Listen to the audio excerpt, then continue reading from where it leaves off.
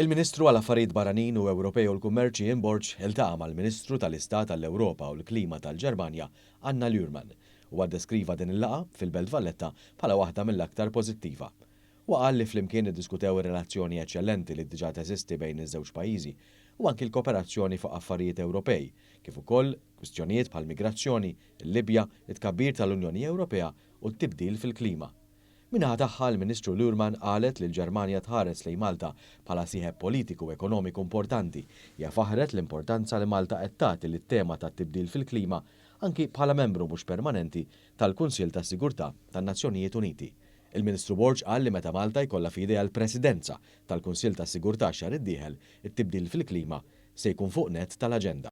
Waħda mill-attivitajiet mill-aktar importanti se tkun propju it-tibdil fil-klima u kif din tpoġġi teddida għas-sigurtà ta' ċertu pajjiżi, speċjalment gżejjer u anke pajjiżi oħrajn li għandhom żoni kostali xtajtiet illi ser ikunu qed jiġu perikolati meta jkompli jogħla il-livell tal-baħar u tal-oċeani fis-snin il-ġejjin.